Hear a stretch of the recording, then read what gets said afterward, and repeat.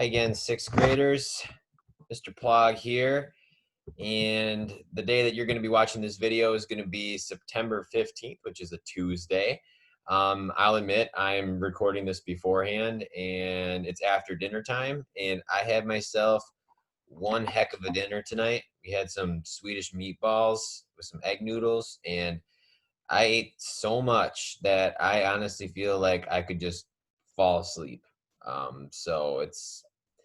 I don't think I ever have that happen besides Thanksgiving. So I am on cloud nine right now. But that being said, I always have energy when it comes to social studies. So we are going to get into your second part of talking about maps and directions.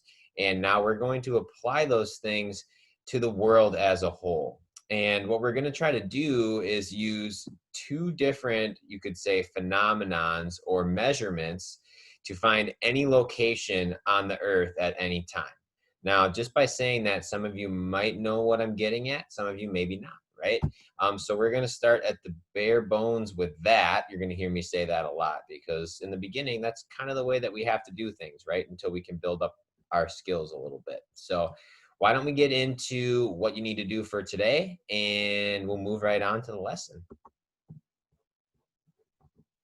Dang, those meatballs were good. Myself up here. All right, first thing, I know I get repetitive with this, but remember, if you haven't done that warm up, let's go back, take care of it right now. It's something about you personally, right? This is what you think about that specific question. So there's nothing about school or social studies content that you need to know, okay? Remember, you're getting 2 points for these just for completing it and showing that you gave an effort. Okay, that being said, let's go into today's lesson. That was my dog. Be quiet, please. Okay, so the two things that we're going to study over the next 2 days are what's called latitude and longitude. Just because of the way that we're learning right now, we're going to split them in half. We could maybe do them both in a day, but I think that it's okay to do it this way too. And once again, the idea is that you're going to find your location throughout the world if you use both of these. So it's just a little Peanuts comic strip right here between, I believe it's Woodstock and Snoopy. They're fighting again. She wanted to live in Canada. He wanted to live in Mexico. Thus, they parted. Years later, when asked the reason, she replied simply, "I just didn't like his latitude," like attitude.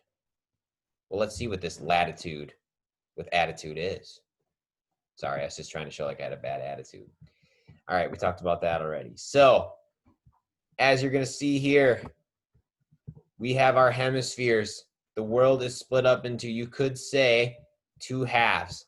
One goes straight through the middle this way and splits the world with our compass rose and our directions, right? North and south. And there's another one that splits the earth this way, in which it's split into east and west. Now, we call this a hemisphere. If you know anything about ancient Greek, hemi is another word for half. A sphere, well, we should know what a sphere is, right? It's a 3D object that's shaped like a ball, almost like a perfect circle, though the world is not a perfect circle. But either way, think of it that way. When you hear hemispheres, it's just half a sphere or half the world. So let's get into latitude. Okay, so latitude, if we go back here, it's going to be this line here that splits the world in the middle and creates both the northern and southern hemispheres. So it's defined as a measurement distance in degrees north and south of the equator. The equator is the most important line of latitude because not only is it the biggest, but it's the centerpiece. So if you go on either side, that's what determines what hemisphere you are in. And I was always told that latitude is really easy to remember because, well, as you can see here, it comes from the Latin word latus, which means wide. And I always was told that latitude is called fatitude because as it gets closer to the equator, the lines get bigger and bigger and bigger. And as they get away, like they're going towards the head in the North Pole or the feet in the South Pole, they get smaller and smaller and smaller.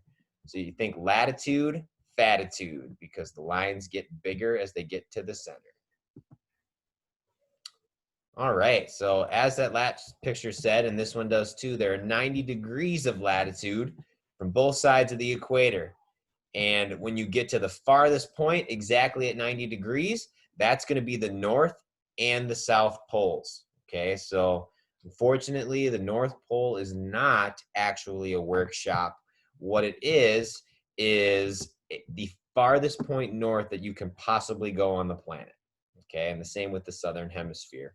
I guess there could still be penguins there, although I doubt they live that far inland. I'd have to ask Ms. Hoffman about that. A lot of times these lines are referred to as parallels. Well, if you know anything about lines, lines that are parallel go the exact opposite direction, going the same distance from each other, and they'll never touch, no matter how far they go. So that's a really good way to think of latitude lines, because they really do that. As you can see, going here from 60 degrees to 30 down to the equator, they're all parallel with each other. The way I was taught to remember what latitude looks like compared to the other type of line is that it was like rungs on a ladder, right? If you were to climb straight north, much like you climb straight up a ladder, you would just grab onto the next rung and keep climbing and climbing and climbing, right? All those lines are parallel and they'll get you straight up to the top. So maybe for your exit ticket, it might be helpful to remember that latitude lines could be like rungs on a ladder. Just a thought. All right, I got to see what this title says again. I forgot. The equator. So it's the longest of all lines of latitude. And like I said, it's the center and the most important, right? Because it is the exact point where the world is divided in half. Also, it's where the climate or the average temperature or weather is the hottest of the entire world. And we actually have a family of students, I've taught both of them in 7th and 8th grade now, that have family that's from this area in South America. It's called Ecuador. Well, considering that equator comes from the word equal, which comes from Latin, and Spanish is a Latin language, Ecuador literally means equator. So that's where it gets its name. Kind of interesting. All right, the northern and southern hemispheres. Positions on the latitude lines above the equator are called the north. They're in the northern hemisphere. And then anything below to the south is called the southern hemisphere. So our continent, North America, is entirely 100% in the northern hemisphere, okay? Now, a lot of people think that because South America is called South America, that all of it would be below the equator, but it's actually not. As you can see, there's still a pretty large part of it that's north of it. And then that equator runs through Ecuador, Brazil, and I believe maybe one or two other South American countries. I know those two for sure. So if you want to find a latitude line, let's say you want to find 60 degrees north, you got to do three things. One, you got to go to the starting line. If you've got it, find that equator, 0 degrees, right here. Determine which direction you want to go. You know your compass rose. Never, let's see, I got to do this so that you'll see it. So never eat soggy waffles, right? Pretty sure that I did that right on the camera. I might have done it backwards, but you got it. For north and south, it doesn't matter, right? So you're going to find what direction you need to go, and then we determine we need to go 60 degrees up. Well, we'll go this way and we'll travel up. There we go. We're going to go to 60 degrees north. Now, this sounds pretty simple, but when we add doing this and the other direction, right, there's got to be some going east and west if we're going north and south, it does get a little trickier. Okay. That being said, let's move over here, take a look at that exit ticket really quick. And it looks like you've got 3 questions to answer today.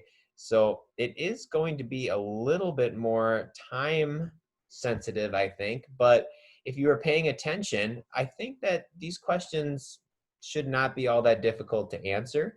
Remember, if you're watching this on video, you can always go back and find the part that we talked about this if you're having trouble. Okay.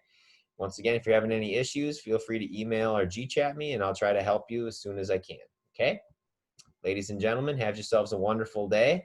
And I think I am going to take myself a nap after those meatballs and noodles. All right.